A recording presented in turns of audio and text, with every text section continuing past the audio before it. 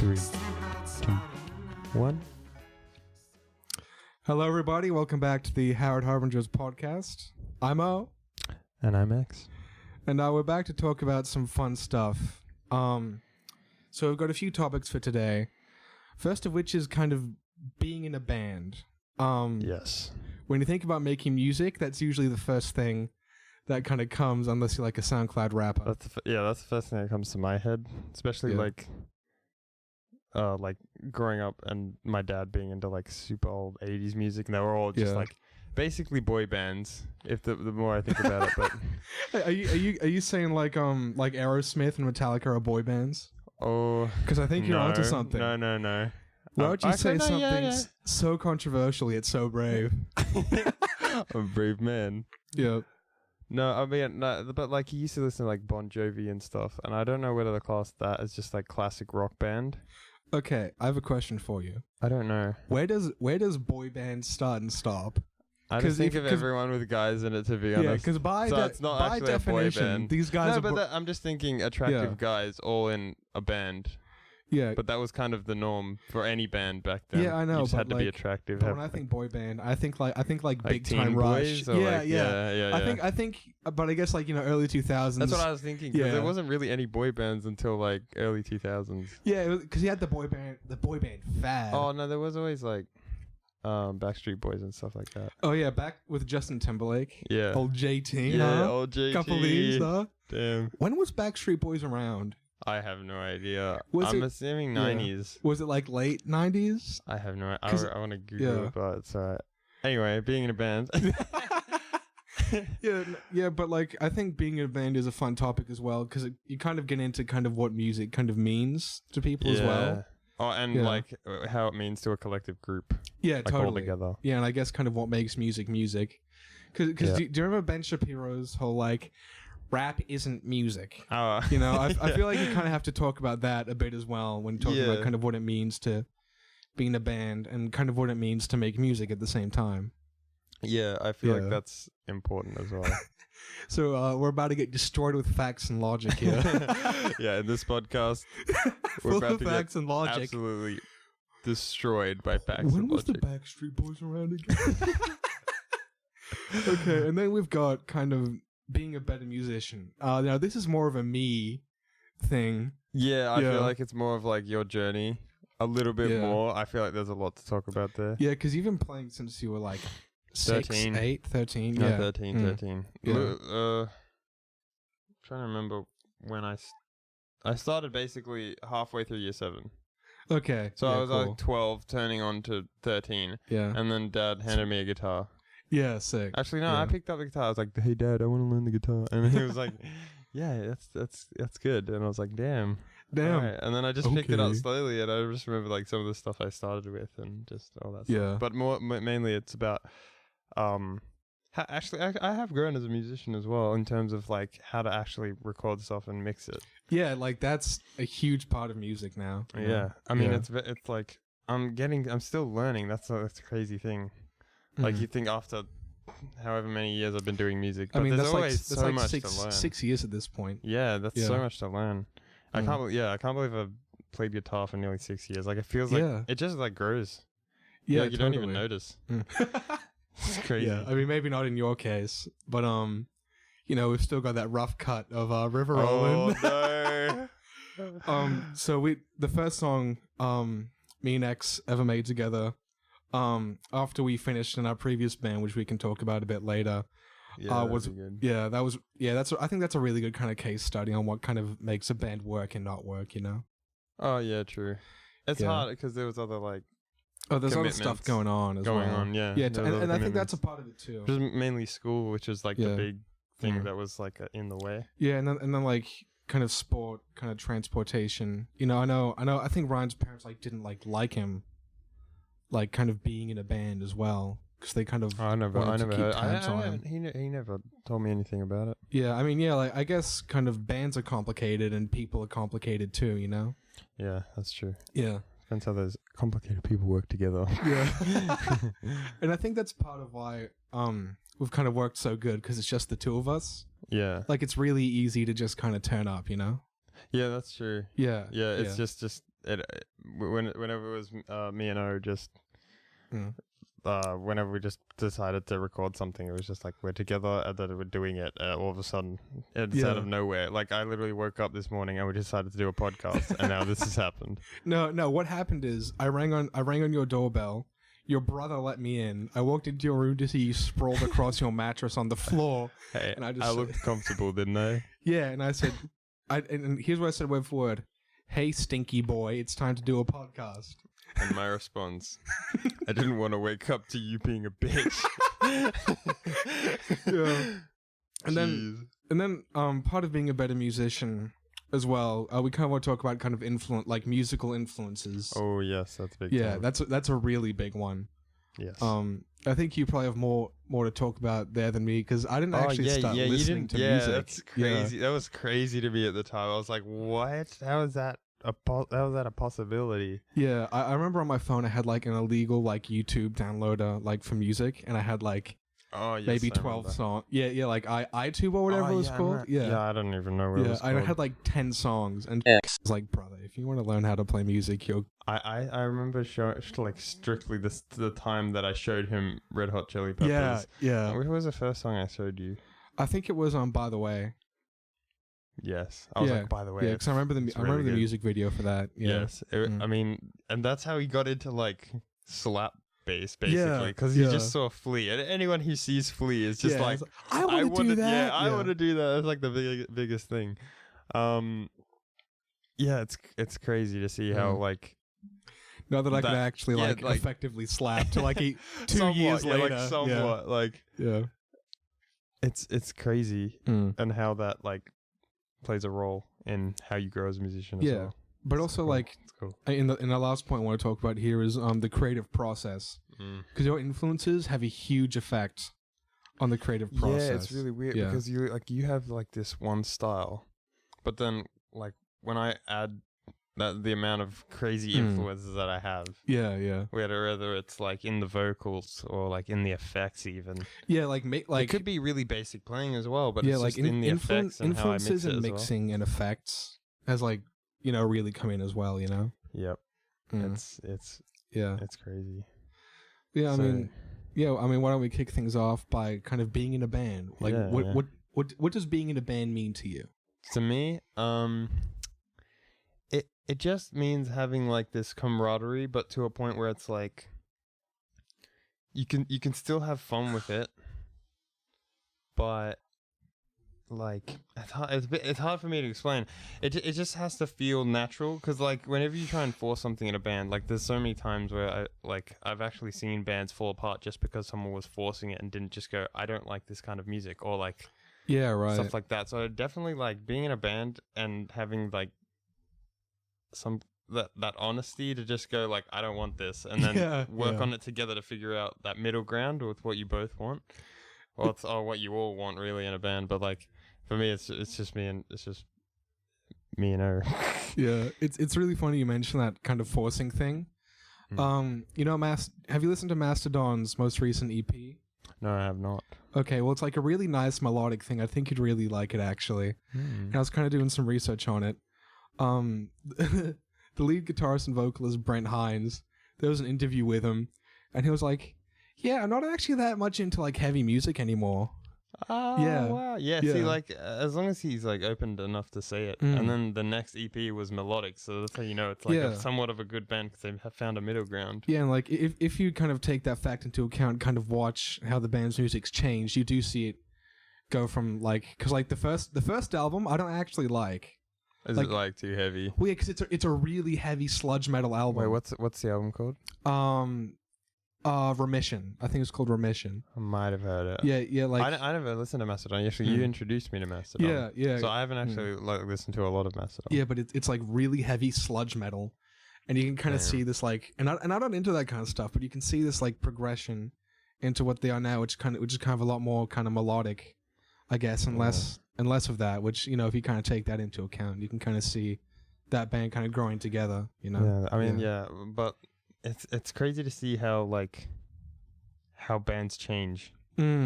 Like that's been one of my favorite things, like looking at from the first album to the second album. Oh, like in between Harrowed Harbingers. Yeah, that's been one of my favorite things to kind of look at is how we've changed. Yeah, you know? I think it's really cool to see the music evolve.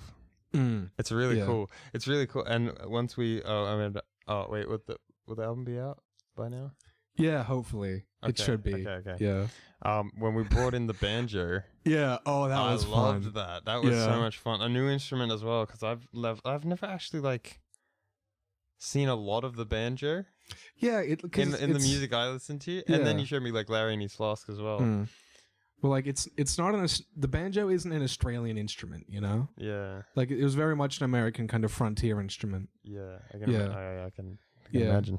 Because I think you don't have the cultural roots of a lot of instruments here, you know. Yeah. Yeah, that's true.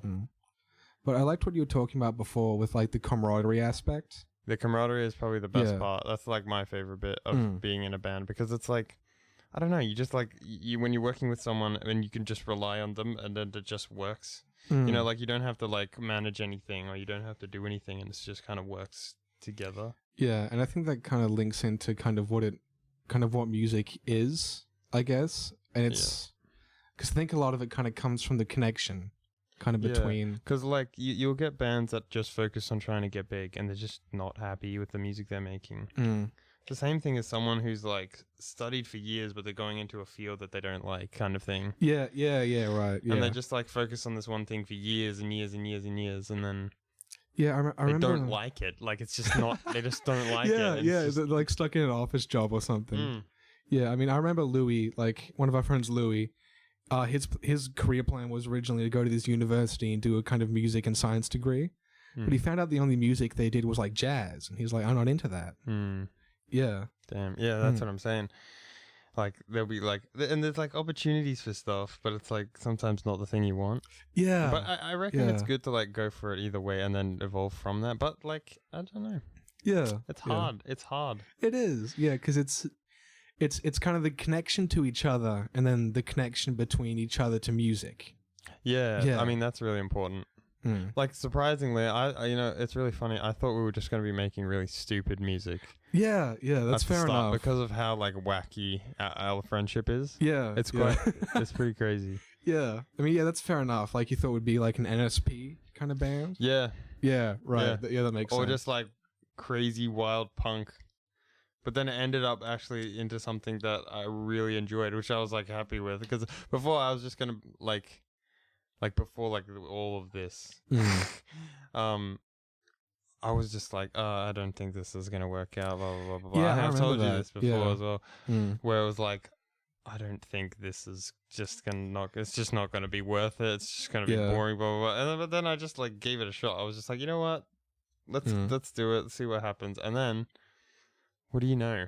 Yeah, 2 albums. We are. Yeah. Jesus. Yeah, I remember one day when we like finished up.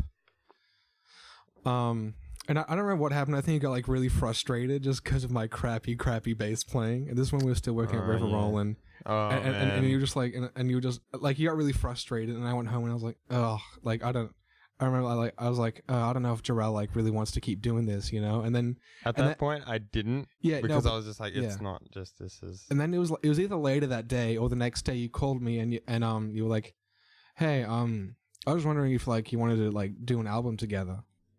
Oh yeah. Was that the point when you were like, look, I might as well give it a shot, kind of thing?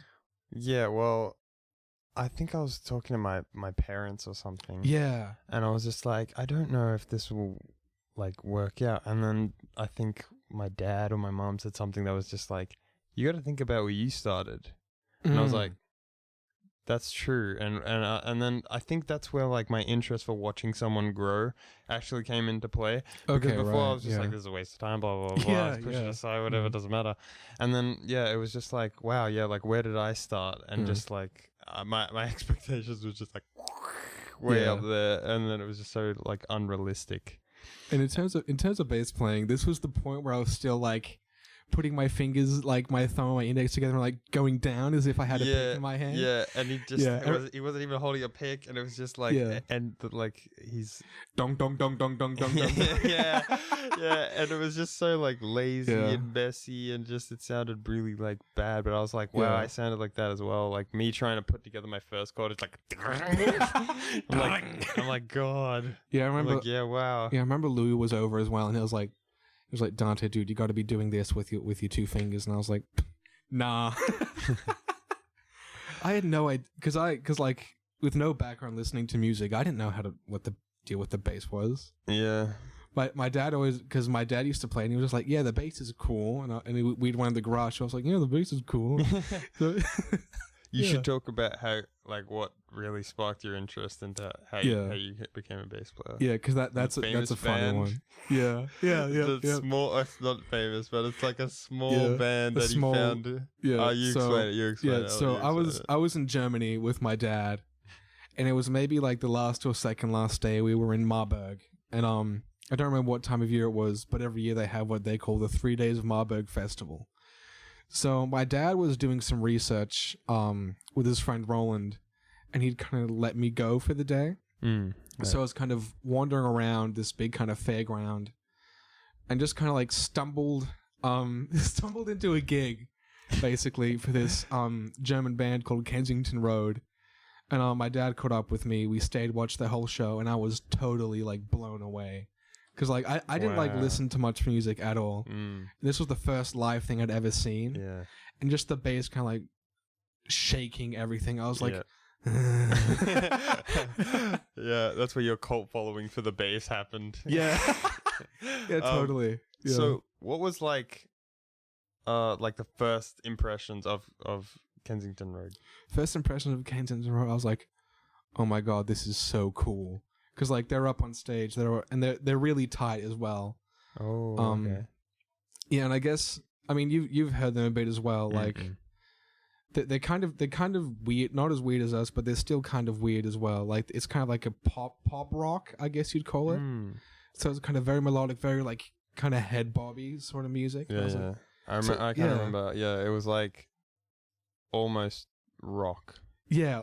Yeah, like it was. I can't believe it's not rock. Yeah. Yeah. Yeah. It was like after hearing that story, I was like, wow, like the fact that one band could spark an entire interest. Because for me, it was my dad. My dad was my musical influence for a lot of the time. Yeah, you know what I think it was?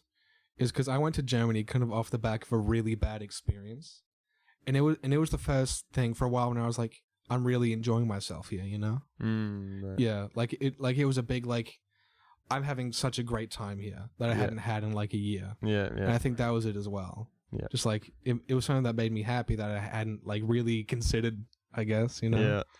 Yeah. You know, you see those like posts online from like 14-year-olds who are like, music is the only thing keeping me going in this shit we call life, man. I'm like, okay. Come on, man. Why are you posting this online? This is a public forum. You can't keep doing this. Come on, go to school. I always wonder because, like, you know, like people's grandparents like on Facebook now, and they probably follow like their grandson, and like that's it. Oh, so that's all they're getting in that feed. I haven't even thought of that. Really, whenever I post something on Facebook, I'm always thinking like, dude, my grandparents are going to see this. You know, I think that's what kept me from being stupid online. Yeah, because you can scroll back through a lot of people's stuff and find like, I'm gonna have to say it, the cringiest stuff. And I never kind of had that because I was always like, dude, if Galen sees this, I'm in trouble. You know, if you look like way back on like some of my personal stuff, it's so like cringy. But I was a really stupid, edgy kid. Yeah, remember when you had the red hair? Yes. Yeah, that was cool, man. You should bring that. You should bring that back. Yeah, let's bring back being bullied. Remember when you burnt it with the Bunsen burner? Yeah, it just stank. That was wild. That was insane. Being in bioclass, jeez. But yeah, being in a band, It's one of my great joys in life. It is. Yeah. It actually really is.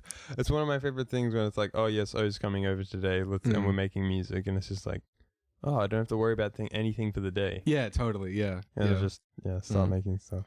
So you've probably been in more bands than I have. I've been in a few. Yeah, more musical experience in general. Yeah. So I guess like kind of what are the differences you see in those bands and kind of what compared to this one? Well, just in general, like in general. Yeah, because like band dynamics. Is the question. Right. Okay, so usually, I was a guitarist for a lot of these bands. What? Surprise! I thought you played the spoons. I play the fork. Professional. Yes, I'm the studio spooner.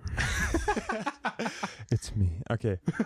Yes. Being in those bands, often a lot of the time, it was the lead singer who would be really like intense and loud and just obnoxious, and I hate bands like that.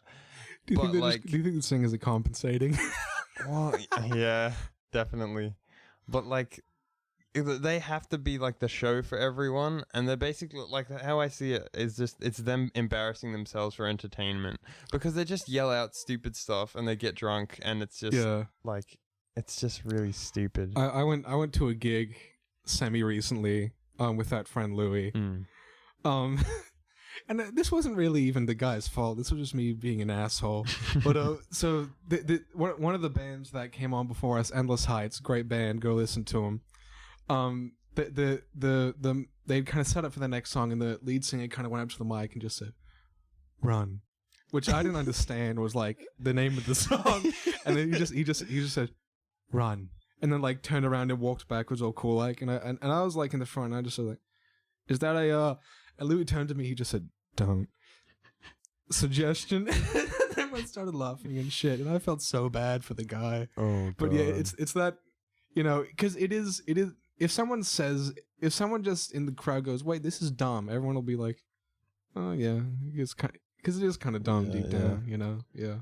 That's fine. Yeah. I mean, they're always out doing stuff at least, which is a good thing. Like they're always out trying to get attention, and it does work out for a lot of the time if they're just like really like if they are a character, it's good, and it's good to have like those crazy lead man. The lead guy, like the front man. Yeah, totally. And I think that's kind of a lot of where kind of bands like start engaging people as well, you know? Yeah. You know, come for the wacky man taking a poopy on the stage.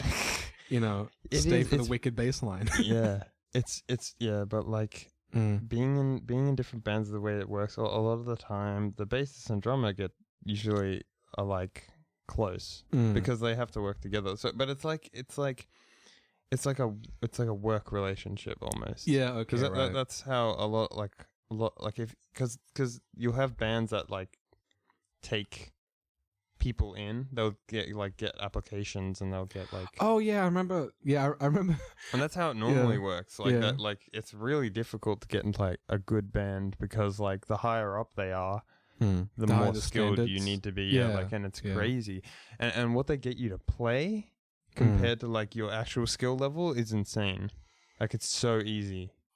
Real? Oh, I mean, yeah, I guess depending on the band, depending on what they play. But a lot of the time when I was playing, like I would do like a song of like I would play a Dream Theater song. I'll be playing what's it called? I forget the name of it.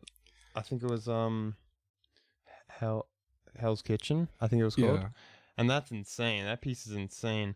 And I would do like, so I would only play the first solo of it, because you normally don't play the whole song, especially if it's a Dream Theater song, because they do it for like ages. So you just play like a minute kind of thing. Yeah, like a minute, and then you show off your skills, and then I would play like a really crazy solo. I can't play it anymore. Yeah, I haven't practiced. I mean, you'd have to keep it up, I guess, for that kind of solo. Because that was like the hardest solo I've ever learned ever.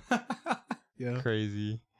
So what, you'd play that at like an audition or something? Yeah. And like depending, I mean, sometimes I'd screw up, and then they'd be like, "Oh, you made a mistake here and here," and I'm just like, "Cool, I guess." Great, you learn it. Yeah, like it's and then they get you on stage and you're playing power chords, and it's just Yeah. I'm like, what? Yeah, like that stuff, and it's just like, it's like for me, it was just really crazy because like I started off like not focusing on the music and what it sounds like. For me, it was skill. So I would practice my speed and my scales and do all this stuff. And then I was just like, there was this one point where I clicked. I think it was after the first album where I clicked after we made Shifting Tides. Okay, yeah, right. Okay, that song. After the creation of that song, that's when I started actually just like focusing on music, what it sounds like, the tone of guitar, all that stuff. Yeah, okay, yeah. I think The Cave was a pretty big breakthrough. It was. It was the first time we tried, like, I think it was the first song we did proper vocals on. Yeah, with like all the backing vocals and stuff. Yeah. Yeah, because that, like, it probably went like, in the background and stuff. It probably went like river rolling, like, and then The Cave was probably the next fully complete one, because I think we had like 5-Card Fallacy in the works at that time too. Yeah, we were working on the second part of it, which was actually the chorus. Yeah, that's right. Because we came up with a do. That bit.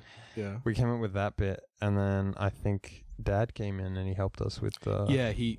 For your 5-Card Fallacy, and it was yeah. And it would just follow that. Yeah. I remember I couldn't get your dedo. I couldn't get that down. Yeah. I mean, sometime in the future we plan to kind of go back and kind of redo. Yeah, we kind of want to remaster it. Yeah, and I think when that happens, I'll be able to follow you on that this time. Yeah, that'll be good. Yeah. But it was there was a lot of times I don't think I've told you this yet. In the first album, there was a lot of times where I would actually retake the bass after you'd leave. Yeah. It was so I felt like really bad, but I'm just like, but you know, at the same time, it's like, like I couldn't keep like time to save my life, you know. Yeah, but it's fine. Like at the time, I was just frustrated, and so to get out the frustration, I would play a bass line really aggressively. Yeah.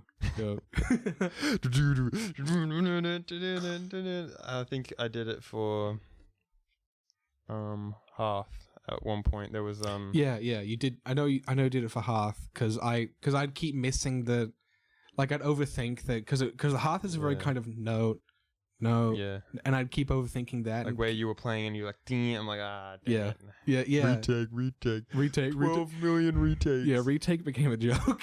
I know. Yeah. But yeah, I mean, kind of going back to the bass dynamic thing. But it was crazy. Yeah. Sorry. No, you can talk. Okay. Finish your sentence. Come on. I'll just make this like quick comment. It was crazy because like watching the difference between like because I was a more developed musician and getting it in like a few takes, and I was just like, I was like the one take wonder. Apparently. Yeah, that's what I used to call the one take warrior. Because I used to go in at, like for the guitar bits anyway. The singing bits it took me a few. Well, yeah, because that was when you know, Moonlight. Yeah. Oh, dude. Yeah. Because you were learning singing as I was learning bass. Was the thing. And I already had learned basically guitar. Yeah, totally. Or like to a level where I was comfortable. Like, I don't think I need to focus on guitar anymore. I mean, yeah, like you'd beat out the like guitar in like a take, sometimes two, but that was rare. Yeah. Yeah. But like, it was just crazy to see that difference. Yeah. You were going to talk about bass dynamic or something? Oh, no. Well, yeah, the band dynamic. I remember like kind of with you saying like you'd play a Dream Theater thing, then they'd get you to just play power chords kind of thing. Yeah. I remember when Metallica's first bassist died in that bus crash, like Les Claypool from Primus, he went to go audition to it. Oh, I didn't know that. Yeah, and Metallica actually told him like, dude, you're like too complex. Yeah, we feel like we'd waste your talents, kind of thing. Maybe different. Different genre as well, different music genre. Yeah, totally. Because he's very much kind of the from starting from lower. They were more established bands. Yeah, at the time, not super big at the time because that was their first album. And that was before, and this is what made Les Claypool like go and make Primus, was Metallica saying like, you should don't waste yourself on us. You should go kind of make your own thing. Yeah, right. Yeah, so I guess that's kind of the opposite of what happened. Yeah, with me it was just going through a bunch of different bands. Yeah, and all getting that basically that same treatment. where I was just like with the power chord treatment. Yeah, like you'd get in, play like a few chords, and then like not a lot of being in the creative process, because the less time you like, the more time you'd spend there, the more you'd get to like have a say, I guess. Yeah. But if you were only there for a week and you're like, maybe we should play like this, you'd just get ignored, basically. Yeah. At least from my experience, anyway. Yeah, I mean, like, I guess you were kind of treated like a studio musician, huh? Yeah. I was just there to do takes. Yeah, right. That's how I got really good at doing takes as well. Like, cause I'd sit there, I'd focus on the bit, and once I got like this one bit, everything would kind of flow out. Yeah, because I got to that nice, just getting out the takes. Yeah. Yeah, you flip the switch. Yeah. And you get used to doing retakes and stuff. So I used to be the same as you. I used to make so many like and like damn it. And then I'd be in the studio, and then like guitar's not that hard to record in terms of like stuff. Drums are the hardest to record. Yeah. Oh, so like drums are the most complex. It's like you can just kind of like plug and play with a guitar. Yeah. Well, you set it up. You set up your amp settings and all that, and then you just place the right kind of mics. Around. Depending, it actually depends what kind of sound you want. The further you go into the sound hole, or not the sound hole, but like the enter sound hole. I don't know what it's called. Sunday. The massive speaker has a circle in the middle. What, the amp? No, yeah. Speaker? No. It's the speaker of the amp, like what actually puts out the sound. And depending where you place it, it gives a different tone. Oh yeah, I know there's like a thing about like having an open back, like something there's that as well. Yeah. Just more air. Yeah. The more air, the louder it is. Today on Sound Hole 3, more air. Jeez. Yeah, but like being in other bands, I don't think I could do it again. But it was cool because it was like I was doing like these other band stuff, and I was just like, this isn't fun at all. And then us, because we started as like a really dumb friendship. Yeah, we like didn't have much in common. No, we met like in U8 math. Yeah. And I made a joke about RKOing a sheep. Oh yeah, that went for ages. That went for a year, man. Yeah. If you had the chance to RKO a sheep, you would just do it because it would make me laugh. Yeah, basically, I just liked seeing you laugh. That was funny. It was, you and Jimbo. Yeah, James. Jeez. Yeah. I saw him recently. Yeah. How's he doing? Yeah, he's doing good. Did you end up doing that barista course? I don't know. I didn't ask. Okay. Maybe. Yeah, I mean, hopefully. Yeah. Yeah. Hopefully he's not just playing Smash. Benondo. Yeah. Yeah. Do you? We should talk about influences. So we talked about being a better musician. Yeah. And being in a band. Influences now. So musical influences. Gorillas is a big one for both of us. Yeah. But for the both. For Harrowed Harbingers. Harrowed Harbingers. Yeah, totally. Because I think I think Gorillaz was like the proof of concept, I guess. Yeah, it was like a band that could hide their faces and still have a look to them and have this like really, I don't know, cool vibe to it as well. Because there was the image and then there was the music, kind of both of which Gorillaz kind of said, yeah, you can do what you want to do. Yeah, you can do whatever. Yeah, because, like we didn't... And I think it was after they released... the Humans album. Was it? I think it was a bit... No, we started before that. No, it was a little bit before that, and then they released Humans. So I think it was a year before we were listening to it, but we weren't making a lot of music at the time. No, that was when we were still with And then they released Humans, and we were like... City. Yeah. These guys... Because they came back. That was their return. Yeah, totally. It was a huge... I remember the first song I learned on bass was Andromeda. Yeah. Oh, I remember doing that. Yeah, that was cool. Because the teaser track came out like 6 months prior or something. Yeah. The bass line for that, man. Yeah, that's cool. Yeah. We actually have an old ass cover. Yeah, we do. And remember I made so what I did way back when was I listened to Andromeda, and then the Dram special came out. Oh, dude, the Dram special. Losing your mind. I need to listen to that again. I haven't listened to that in like a year. Yeah, with the dram special, and I put them together. The dram yes, you did. I put them together. Yeah, that was really cool. Yeah. And yeah. I still listen to that. You should put that out on YouTube. Like I should, I could. Like even if it gets demonetized, whatever, it's still a sick track. Oh no, it won't matter if it gets demonetized. I think I just do it for because it's just cool. Yeah, it's a great track. Yeah, we need to dig that up after we finish this. Yeah, that was fantastic. But yeah, Gorillaz was the proof of concept that we could hide our faces. Yeah, Mastodon was big because I remember after the cave. Dad was like, "Oh yeah, you kind of remind me of Mastodon a bit," and he showed me like the MTV Unplugged of Oblivion. Yeah. Oh yes. Yeah. And then we watched that documentary. That was cool. That was really good for us. Was that Crack the making Sky? Of it was like I think it was that was making of like Sultan's Curse or something. Oh, it was Assault. Yeah, because I had what's that song called? The Giant. What's that called? Oh wait, no, Sleeping Giant. That was. I thought that was. Oh no, that was Blood Mountain. Sleeping Giant. Did it? I don't remember now. Oh, whatever. It's not important. No. It was that one. It was that one because it was the one about his sister. Oh yes, it was. It was that one. Yeah. It was. Yeah, that's what I thought. Yeah. I thought it was Crack the Sky because I remember him talking about that in the documentary. Yeah. About how his sister. Yeah, that's a sad story. I don't want to talk about it. Okay. Yeah. Yeah. But yeah, and then the Gorillaz too, because we can't. I think Imo had the kind of really warped perception of genre with kind of not listening to music. You had some really weird taste in music. Yeah, because all I listened to up to that point was Gorillaz, Sneaky Sound System, and Daft Punk. I was gonna say Sneaky Sound System was insane. Oh, we actually have a concept album. We do. Yeah, dude. We need to finish Daft Idiot. Oh, yeah, we do. Yeah. We've got a few songs. That is like very electronic based. Yeah, totally. This is when we're like, this would be a really cool album. What was it called? Electric Sheep. Yeah, I thought so. So yeah, that's somewhere.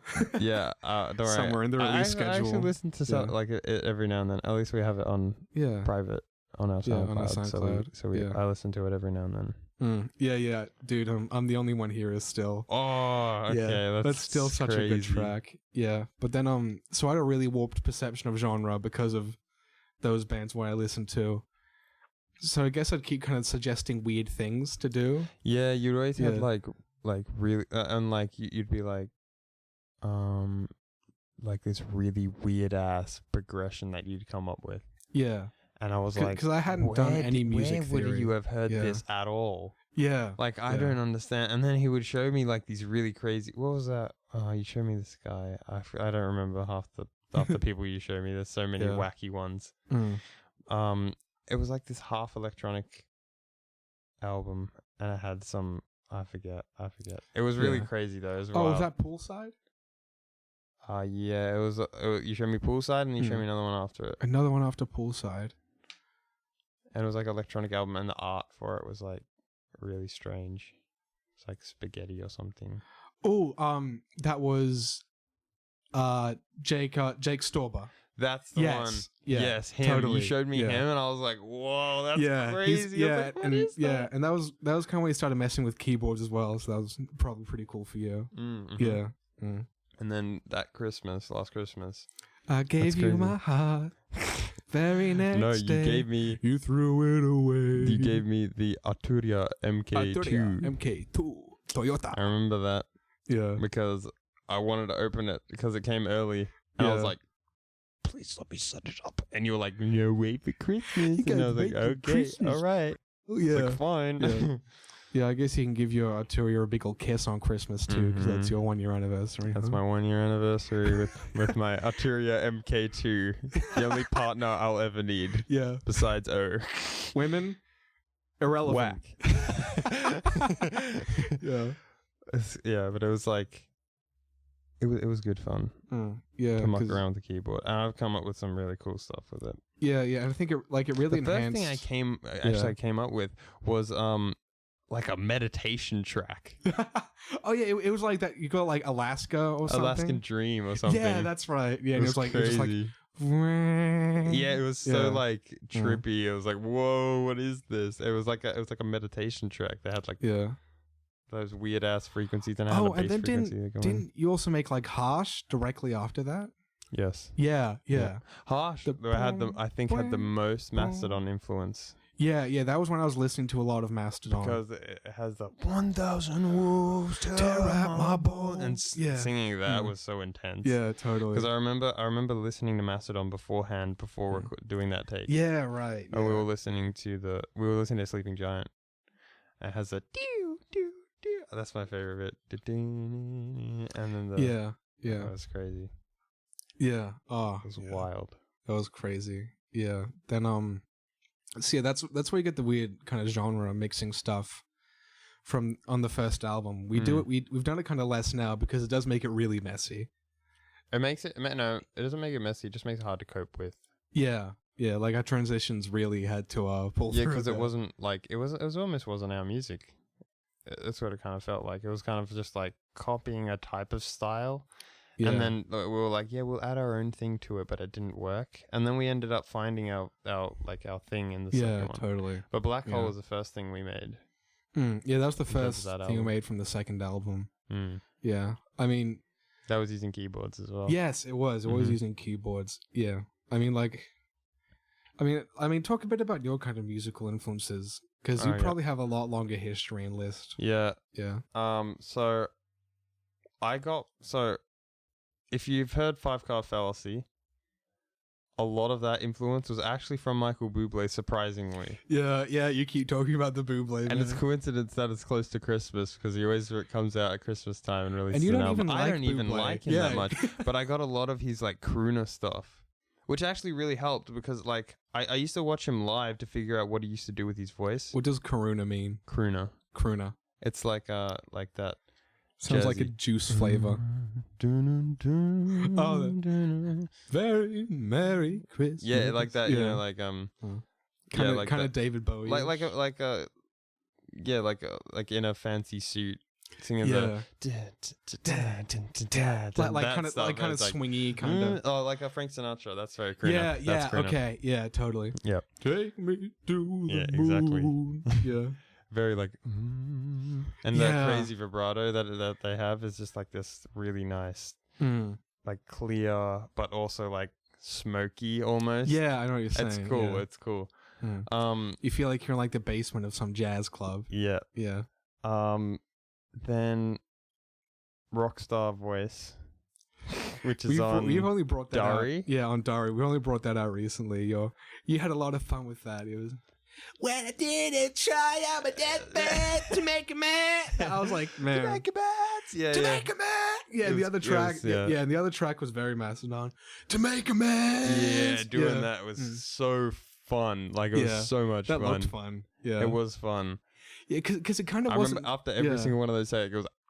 Yeah. Oh, I remember you like spluttering after one. I was like, dude, we can come back tomorrow. Like, no. Yeah, and you were like, keep going. Yeah.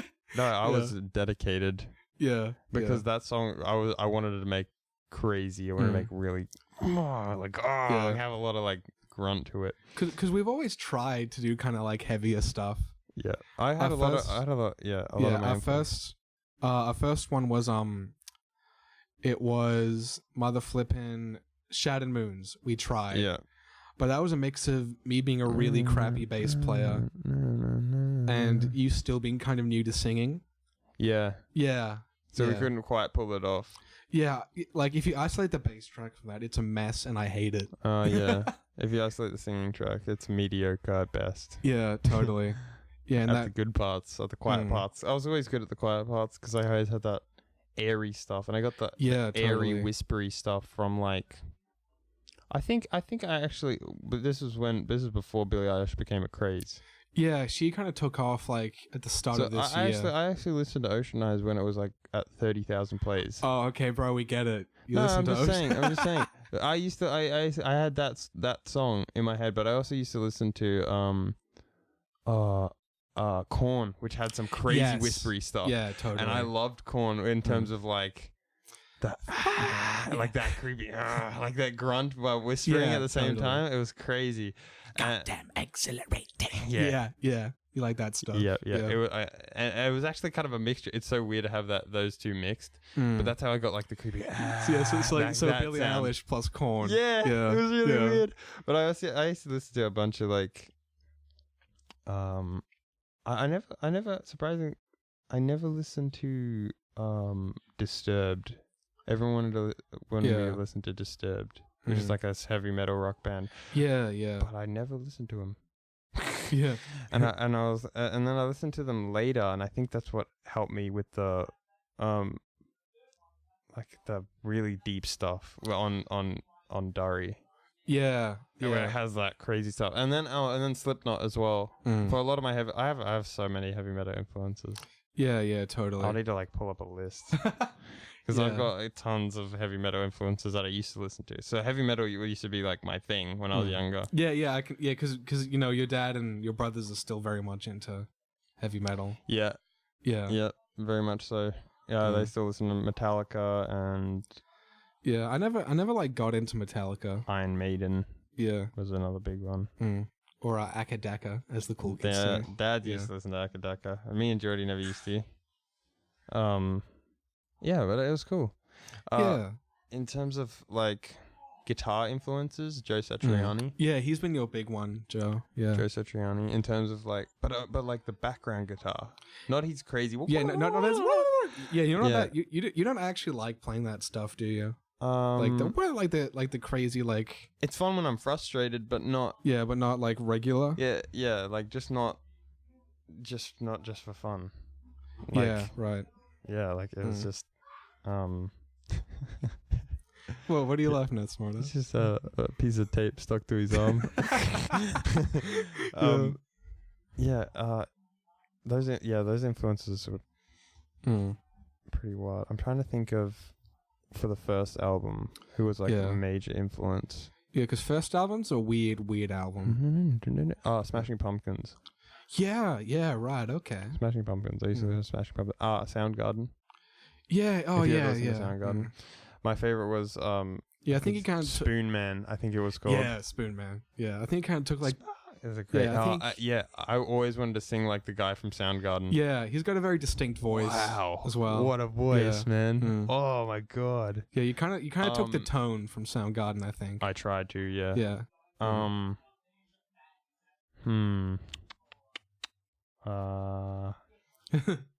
to think of who else. Yeah, but so Shadow Moons was our first kind of big.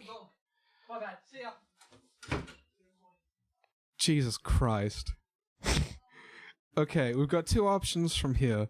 We can either cut this out or just keep going. No, we will just keep going and I'll cut it out in terms of the audio. Okay, so we'll just like pause for 2 seconds so it's easier for you to like... Okay. So Shadow Moons was our first kind of big try at a heavier song, and then it was Leviathan, which was still... Leviathan was in the works in like the first album. At the end of the first album. Yeah, it was, because like Leviathan for me started as a pinky exercise. Yeah. The bit after the first chorus where it goes that started as a pinky exercise for me. What's the lyrics for it? The flare of a match sharpens your shadows, flickering lights and boundaries removed. Yeah, that bit. Yeah. That bit was like. I remember doing that. I thought that sounded really nice as well. Yeah, it did. And then I added that creepy thing. That was cool. That was fun to do. Yeah, but that was our second kind of big attempt at a heavier song, and that was a lot more successful than Shattered Moons by a long shot. Yeah. But it still wasn't like quite metal, you know? Yeah. I know what you mean. Yeah, it wasn't. Yeah, I don't know. It was because that's still not like a metal thing, and neither is like the the ding ding ding ding ding ding ding. Oh, that bit at the end was more funk. Bit. Yeah, almost. Totally. It was like funk / punk. Yeah, I remember your dad would come in sometimes, and he's like, "Oh, you're making a funk song," and I was like, "What?" Yeah. Oh no, Leviathan's crazy. I've shown it to a few people, and all their responses is like, "That song was so long." It went for so long. It's 2 minutes 30. Yeah. And everyone thinks it goes for like 4 or 5 minutes. Yeah. And that's because of how like crazy the like changes are. Yeah. It's and that was a really fun one. Oh, that's what we got good at in the second hour. Transitions. Because oh my lord. Yeah, because Black Hole was the first one where it was just like, and then it went into something, and I was like, wow. And I think part of that was me like with bass getting better, but also thinking ahead. Yeah, because I never used to really think that much ahead. Like, what are we going to go into from here? And I think that really helped with the transitions. Yeah, as well with the mixing as well. I guess kind of knowing your options. Yeah, that's big time. Because as you got better at mixing, you'd be like, okay, we can do. Yeah, I actually learned a lot of my mixing from watching like YouTube videos. Music producers like recreate stuff. Yeah, that was like a big thing. Watching. Like recreate, like yeah. So Aries used to do it. Really? Okay, that's how he started. That's how I discovered him. Okay, so what he'd be like? Okay, we're gonna recreate like this track from this. Yeah, guy. he'd be like, we're recreating this in 10 minutes or something, or like that could be like a challenge video. Or like, have you seen those videos where it's like how to make like a X song, like a Denzel Curry song? Yeah, like that kind of stuff. Yeah. It was. Yeah. Oh, it's kind of like that. It would be like recreating this specific song. Okay. And then he'd be like, I just use this for this, and like Aries, if you know Aries, he's just completely dead face, completely monotone when he sings. When he's making music, but then when he sings, it's just like. Beg out my of nowhere. Pardon. Yeah. It's still kind of monotone, but it's not like the boring monotone. Like it's got like, beg my pardon. It's fun. Yeah, he's very kind of but he actually influenced a lot of my mixing. Yeah. Even though we don't make anything similar to him, he influenced a lot of my drums. Surprisingly, I used to watch him do drums, and I used to copy the snares, and I figured out how to get better snares. By the way. Yeah, cool. I figured it out. It's really cool. I won't say it's my secrets. Yeah, I guess that's kind of the pros of watching, I guess, like an artist who does everything on his own. Yeah. Is you got a lot of those mixing tips. Yeah, a lot of the time. And a lot of times just like sitting at like 2 a.m. working on a track. Yeah. Just, come on. I just want this one. And it's just like, I'm not like super like, I'm going to sit there and perfect it. Mine is, I want to get this one specific sound in this certain EQ. Yeah. I remember to make like it just pop. The first album we probably redid about 3 times in terms of retakes, at least in terms of bass. Yeah. And then you probably did like a bunch like 3 different versions of like your mixing as well. Yeah. Kind of went through before we had something we were happy with. So in kind of redoing all of that mixing, like what else kind of came into it besides the Aries influence? It was actually Slipknot. So Slipknot's a lot mixing. of my heavy, Slipknot mixing. If you listen to the drums, I mainly I listen to a lot of drum track mixes. Okay. For vocals, it's just been on my own. Yeah, because that's just purely from learning my own voice and what sounds good in the EQ bands. Yeah. And how it just all works, and different effects that work with my voice, and how like making the mids really high and then dropping everything else and then putting like a really cool echo on it that I've made a custom thing for. Yeah, you got a preset for. I've got a couple presets for vocals. I like that bit about kind of learning your own voice, because it was funny when we started the band. I was supposed to be the singer, but I was awful at it, and kind of just didn't want to learn 2 things at once, I guess. And so when we did that, when we did Grundy's Flask, you kind of had to learn a different way of mixing for me, because you're like, oh, I actually have to put this first with you. Yeah, it's very different in terms of mixing other people's voices. I've got this little thing on the side that I do, which is Livid, right? Livid. Yeah. And SoundCloud.com/livid. /livid. And I worked with this guy, and he has a very, very different voice than anyone else's I've heard. Is this Adrian? No, this isn't Adrian. This is the guy you collabed with. This is Pastel. Yeah. Pastel. Right. If you guys check out Pastel, he makes music similar to Lil Peep. from in my opinion. Yeah. I think it's a very like. I think it's called alt punk. Okay. Alt punk music, but with like rap influence. Okay. It's I like his music. His voice is really unique. That's why. It's not like I don't know. It's hard to explain. It's very like nasally. Yeah. Okay. I don't know if that's the right word. Crunchy. Yeah. I don't know the right word for it, but yeah, he like working with his voice has been crazy. I still have to finish the song that we did together soon. Really, you still haven't finished? I guess you've been doing a lot recently. Yeah. Yeah. A lot of teaser videos for you guys. Yeah. Yeah. I don't know when this is coming out, but I don't know. I don't think I'll talk about skits. Yeah, all sorts of stuff. Yeah, we've been very busy here. Yeah, we have been at Harrowed Harbinger HQ, i.e. the Garrig. Garrig. Yeah. Yeah, we should talk more sometime about the garage. The garage, the garage studio, because it's a lot of fun. Yes. Yeah, but started as a garage studio. Yeah, I mean, as a guitarist, how was like trying to mix bass as well? Because I know, like, messing with effects, you still haven't found a decent effect that kind of fits the bass. I guess because usually simple bass is best from what I've discovered that works with us. I've tried, because every time I've listened to a track and I've tried new presets and custom presets and making a specific one to try and fit the song. If I leave it as clean, it just works well because there's nothing else we have that's low.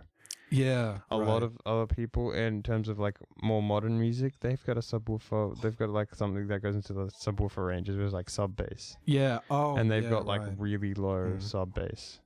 Yeah. Which sounds really nice, and it really backs up any kind of simple bass there is. Yeah. And when it's that, when you have the subwoofer bass beneath that, then you can muck around with effects to change it. Yeah. Right. But because we have just the simple. The simple bass, having it simple is just like the best because it just literally gets underneath everything, carries it the whole way. I remember I started listening to Royal Blood as well. And that's big in terms of bass influence. Yeah, well, it's just the bassist and the drummer. Yeah, it's just the bassist and the drummer. And he mixes. He has effects that make his bass sound almost like a guitar, basically. Yeah, 'cause he's usually got kind of the two bass tracks going. See, I was always like, effects, give me effects, and you were like, it's not working. It's not gonna work because we have a guitar. That's the thing. Yeah. I never thought of that. Yeah, I think I explained it to you at one point where it's like, so like with mixing, you want everything to kind of be in its little own space. Yeah. But then you want to kind of like bleed it into everything else. Yeah. So you're like, okay, Dante, here's my guitar. I've got effects on this guitar. Except drums. Drums you want to be basically totally separate. Yeah. How do you think? Because like all of the time, drums are added after.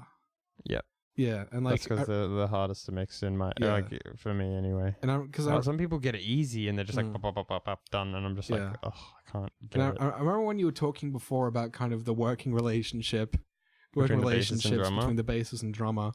How do you think not having the drums coming after has kind of impacted the music?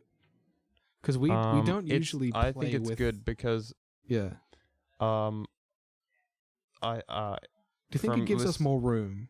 Yes, I think so because Geordie, our drummer, can like really like figure out the mood of a track based on he's really good based on the bass, and he's really good at adding texture.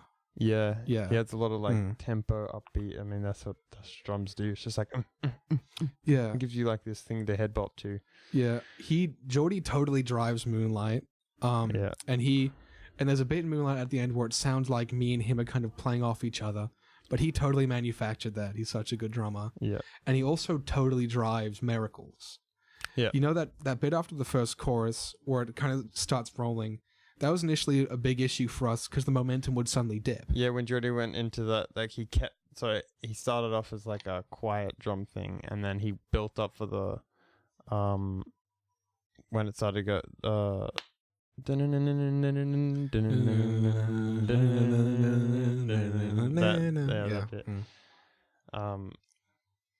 he built up from the start, but then kept it going. Yeah, and then when it went to the white over the that crash and the boom, damn, boom, that's what kept it going. Yeah, he totally made that song. Yep. Yeah, and it's like our favorite now.